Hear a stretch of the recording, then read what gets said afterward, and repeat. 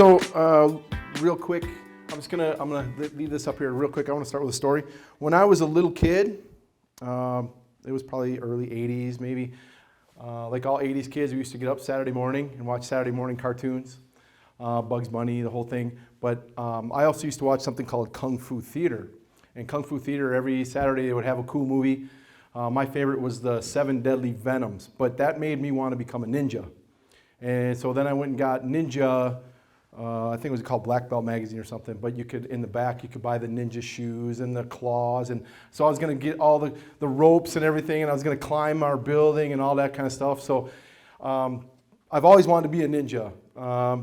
It never worked out for me until I was about 36 years old, so it took a while. But I have roots in wanting to be a martial artist, like I think most people do. I'm just one of the few people who actually gets to do it for a living and get paid for it and love what I do. So today we're going to kind of talk a little bit quickly about the physical benefits. Most people know that physical, martial arts is physical, but there's a lot of other things that go with it that maybe some people kind of forget about or don't know. Mental benefits, and then like Les had talked about, life skills. So first thing, physical benefits, strength. It's a full body workout. I mean, Les will attest that he's, at the end of class, he's dead tired, sweating, the whole thing, but he comes back for more because he enjoys it and he gets some benefits from it. Core strength, we do a lot of push-ups, sit-ups, planks, that whole thing. The core is where everything comes from in martial arts because we use our hips and whatnot for power, for kicking, for striking, for blocking. So that's a huge thing. Our legs, we do a lot of stances and kicking, so your legs are getting stronger. You're always moving them, you're always stretching them, and then you're coming up with, you're getting tired because I push people until they want to quit, and then we go a little bit further. And I don't allow quitting in my school, so they have no choice. They go until I tell them to stop. And they know that. They don't always like it, but they know it. Next up, healthy weight. We have an obesity epidemic in our country, adults and kids. Kids, there's about 20% of children are, according to medical, obese, which is not acceptable. That comes from a lot of, they've taken gym class out of schools. They've taken, the lunches are crap food. They eat a lot of fast foods. It's just, there's all kinds of things that go with it. There's just no activity. Kids are sitting on their phones or their iPads. They don't go outside and play anymore. Like, we grew up, I went outside until the lights came on. And then I'd come home, and then if I didn't get home in time, I'd be grounded. Then I'd want to go outside, but I couldn't. So it's kind of the opposite of that now. Now we take away their phone and make them go outside, and that's kind of punishment. So that's unfortunate. Conditioning, we do a lot of, like I said, we go until I say stop. You work hard, you're gonna sweat, you're gonna, at the end, you're gonna be laying on the ground tired, but you got a great workout, your heart is going, it's just a great thing. And then, cardio workouts, I do some kickboxing stuff, I do a lot of other things that just get the heart rate going. We do a lot of running back and forth. The kicking, the training itself, if you're doing it right, if you're doing it as hard as you're supposed to, you're gonna get a cardio workout. You don't have to add, going running 5 miles, any of that stuff. All the stuff that we do, in 45 minutes, I can guarantee you I will get you a cardio workout. So, and like I said, Mr. Les will attest to that. Building stamina, short, fast bursts over extended periods. We're moving a lot, and then we stop, and then we move some more, and then we stop. You're using your entire body, right? You're kicking, you're striking, you're punching, you're blocking, you're all kinds of stuff. So nothing gets left out. And then more stamina will lead to increased training time. So the more stamina you have, the longer you can train, the more you're going to get out of it, and it just turns into this big cycle. So those are some of the physical benefits. And then flexibility, that just comes with the kicking, with the training that we do. We don't do any actual stretching per se, but we do everything that we do when you're kicking. The more you kick, the more flexible you get, and it's just called dynamic workout. So it works really well. And then overall, increases your range of motion. So as you get older, the more range of motion you have, the more likely you are to be healthy in your older years. I'm finding that out. I'm not as old as Les, but I feel good. I was at the doctor today, and he said looking good. So, and then overall better performance. You just feel better about everything. So physically, that's a lot of the benefits you're going to get from martial arts. Now we move on to the stuff I feel is important. Mental benefits. Stress relief. When I get mad, I go punch a bag. I go kick a bag. I don't have road rage. I don't get angry at people because I have a place to go and train and get all that crap out of me. It's also, I look at when I'm doing my forms as meditation.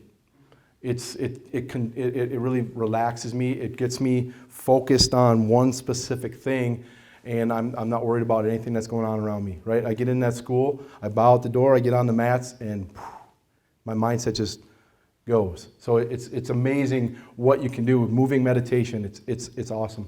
Mindfulness, right? I'm always thinking, I'm preparing, I'm doing things that are getting me ready for whatever it is that's going to come up. I'm mindful of what's going on around me. I'm mindful of people around me.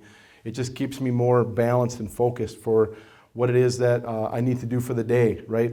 And then it's very calming, and you might think sparring. When you're sparring, right? We put all our gear on, we kick and punch each other, get kicked in the ribs, get kicked in the head, right? But it's relaxing. It's fun. It is. It calms me down. It's the same thing. I'm getting all that stuff out of me, and when I'm done, I'm tired, and it feels great. And I can just sit down, my heart slows down, and I just feel really good about what I've been doing. So it's very relaxing. Next up, focus and concentration. You're focusing specifically on what you're doing at the time. There's nothing else going on. When I walk into my school, I know what I'm there for. What's going on outside doesn't matter anymore, right? I tell the kids to have what we call a black belt attitude.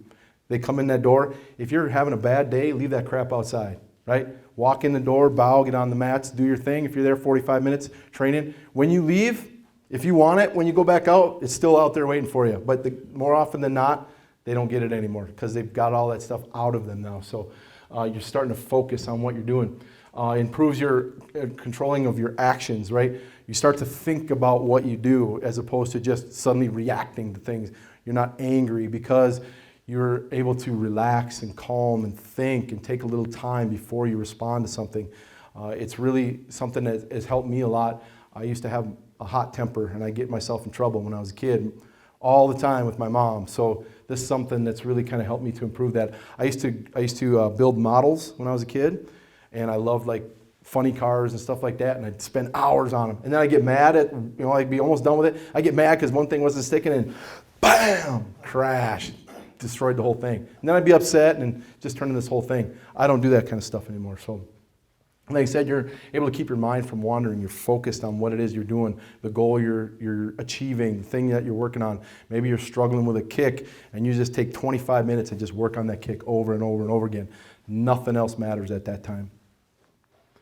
Self-esteem is huge, huge, huge. We have a lot of kids who come in who are outcasts in school. They might be being bullied. They don't have any friends. There's some social issues going on. Maybe we have kids who have ADHD, kids who have autism. They just struggle with life in general, and they come in, and we give them a way to feel good about themselves, to build their self-esteem, to have a reason to want to come to our classes because they feel so good about it. It gives them goals. Kids with autism need focus, right? And if they don't have something that they focus on, they start to wander because that's what keeps them going. So what we do is we give them something to focus on. We have 9 ranks, and each rank is broken up into 2. So there's 18 things that they have, 18 goals that they have to get to black belt. And then in amongst those ranks, there's little goals or stripes that they have to earn. So there's like every week or so they have something that they're focused on working on and getting to, so that way they always have a goal and some place to go. And it gives them that self-esteem to know that they're going to get there. A positive attitude, like I talked about, we call black belt attitude. The way you feel, the way you act, that's important, right? If you come in, I tell my instructors in particular that, if you have a bad attitude and you're teaching, that attitude goes to everybody else. It's contagious. It spreads a lot faster than a good attitude, unfortunately. But if you come in with that good attitude and we have a positive environment going on and all that stuff is happening, everybody's going to be happy. Is this too loud? Okay. So it spreads, right? And when we have 28 kids in class the other day, all having fun, enjoying it. It spreads to the families, it spreads everywhere. It goes home with them, they feel good, and guess what? They want to come back and do it again. Or we can't kick them out. They won't leave.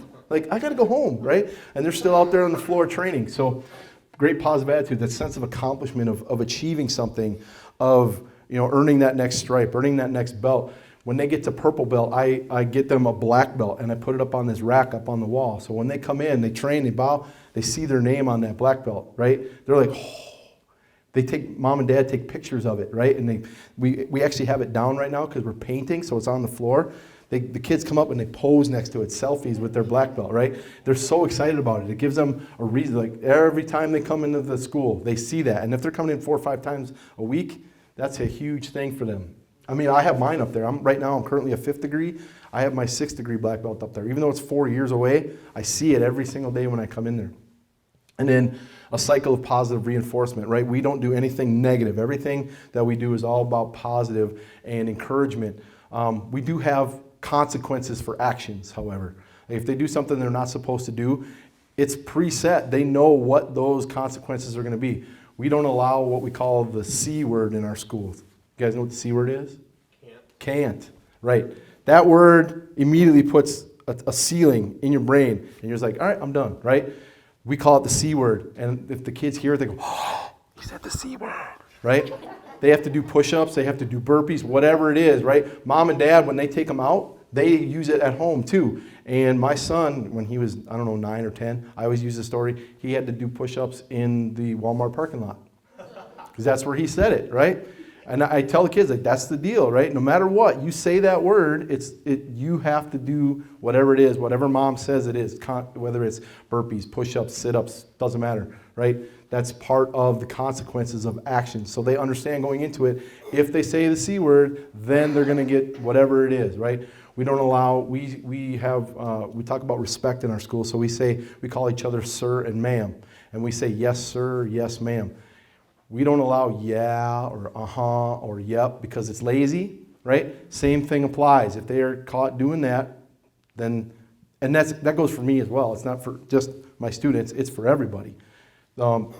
If we were saying yeah or uh-huh to people, push-ups, sit-ups, whatever the case may be, all the rules that I put on them are mine too. I don't get to be the one telling everybody. I have to do it as well. I've been caught.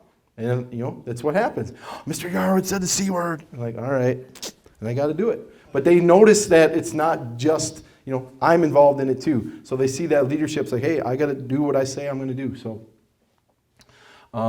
that's my son right there. He was 3 years old when he started. He's now 16. He is my head instructor and my program director, and we're working currently on a new program that he's going to be running himself. And then when he turns 18, he wants to open his own school. So he is a direct result of everything that we teach at our school. I've never heard a negative thing about him, about people that have run into him I call it in the wild.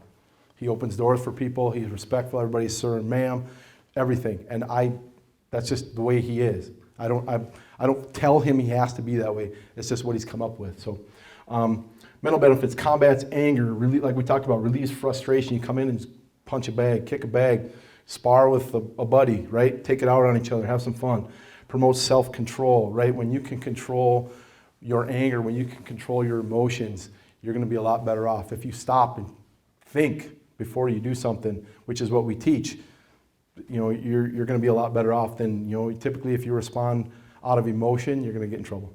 That's just kind of the way things go. And then just like I said, it has that calming effect. You just feel better all the time. I love it because I'm just calm. I rarely get angry, and if I do, it's for real, right? It's because something really made me angry. It takes a lot for me to get to that point. So if I get angry, when I used to teach football, little kids football, and my buddy is very quiet and I'm very loud and introverted, right? One day they were doing stuff they weren't supposed to do. He started yelling and I went quiet. And all the kids were like, uh-oh, right? I just got to that point where you just feel that intensity, right? So if I get angry, it's real. It's not, something that just manifests out of nothing. This is Liam. He is one of our autistic students. This kid is nonstop with Taekwondo. His mom has to stop him from doing Taekwondo. She just showed me his class pictures. They just did class pictures, and she sent him in a nice shirt and everything. When she got the pictures back, he had his Yarwood's martial arts hoodie on. She's like, it's a red hoodie with the logo and the whole thing. She's like, oh. But, she knows what it means to him to come there and train. So she was fine with it. She loved it. She's showing everybody. But discipline, right? Self-discipline is probably the most important thing that we teach. Having self-control, being able to do the things you're supposed to do every single day, whether you like them or not. We tell the kids the first thing they're supposed to, does anybody here know what the first thing is you're supposed to do when you wake up in the morning? Make your bed. Make your bed. Probably better. You get up, you make your bed, right? You've accomplished something right off the bat, right? And even if you get to the end, okay, if you get to the end of the day, at least you made your bed. Confidence.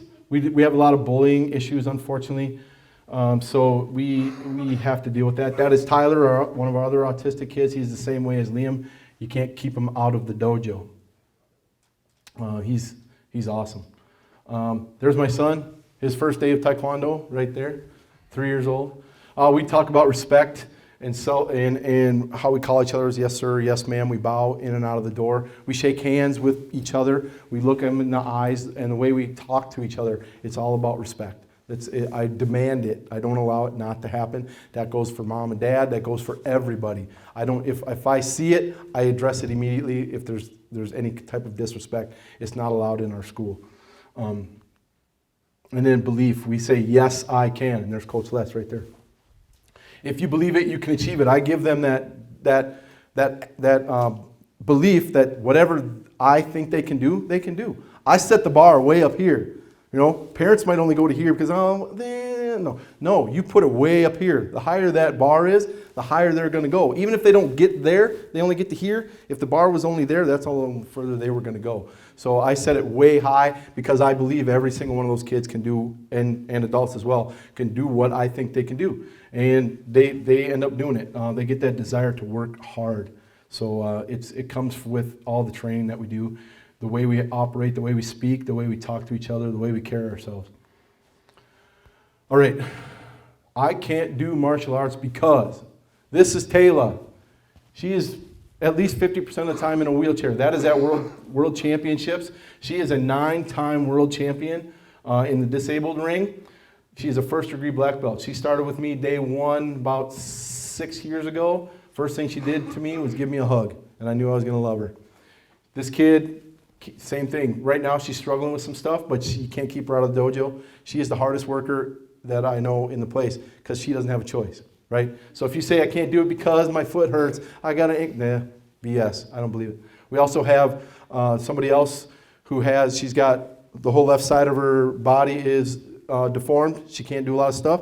She comes and does stuff. We have another one. She's got some venous issues, so she has issues with her leg, has a lot of pain. Can't keep her out of the mats. That's just the way it is. That's how we do things. Next up, like we talked about Tyler and Liam, both of them are on the autism spectrum. We have 3 other people who are.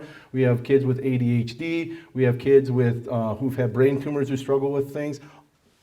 There's no excuse. You can't come up with one that I can't fix for you. And then finally, I'm too old. I started when I was 36. Obviously, Mr. Les is starting now. I have another guy, Mr. Peterson, who started when he was 68, who is now currently a 6th-degree black belt master and can do the splits. And he's 78 years old, can do the splits and kick me in the head. He lost 25 pounds. He used to be an over-the-road truck driver. Now he's a master in Taekwondo. So you can come up with an excuse, and I will guarantee you it ain't going to fly with me. So you may find a reason, but I doubt it. So there you go.